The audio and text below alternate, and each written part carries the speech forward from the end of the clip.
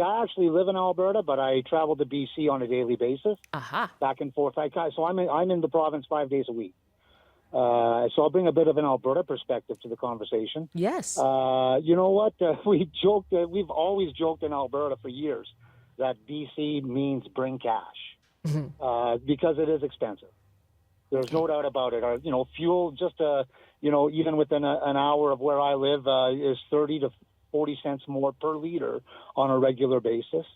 I know that housing in northeastern BC is not as expensive as the lower mainland, but it is still quite high. Yeah. I don't blame people for looking at other options. Where I live in Grande Prairie, you can buy a decent house in Grande Prairie for $300,000. If you're a retired couple, you can buy a one-bedroom condo in Grande Prairie for $125,000. But, it is beautiful BC. And as you heard from our last caller in Vancouver, yes, you're surrounded with these gorgeous environment. And that is so much of what entices people to move to British Columbia. So is that part of what you're paying for and bringing cash for? You're paying a premium for it, obviously, for sure. But, the Grande Prairie area, you drive 20 minutes south of Grande Prairie and you got the same landscapes as you do in BC. We don't have the lakes that you guys have here for sure.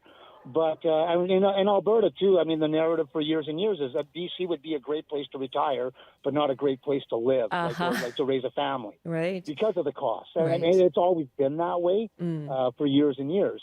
So, I even have friends that have retired full-time in Sycamoose, BC, that once every 6 or 8 weeks, they load up a 16-foot trailer and drive to Calgary and go to Costco and pick up their groceries and their supplies for 2 months. Yeah, you can do that. It's just too expensive. And so, Ben, I mentioned the Alberta is Calling campaign. Have you seen anyone move there recently?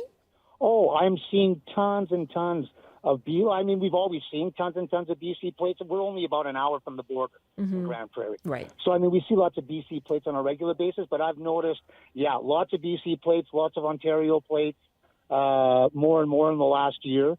And, we're looking at, these people that are coming are economic migrants now. They can't afford to live where they work. And it's going to be a serious problem for especially the lower mainland going forward. If you a teacher that can't live and work there, then you're going to go elsewhere to work, and you're going to be short of teachers. Paramedics, I know, are a problem. They have to address the problem, but the thing is, the genie's been out of the bottle for so long. I don't know how you're going to get it back in. It's going to be a lot of hard work, and there's going to be a lot of tough choices to make. Ben, so good to hear from you. Thank you so much. Welcome to BC. You bet. Thanks.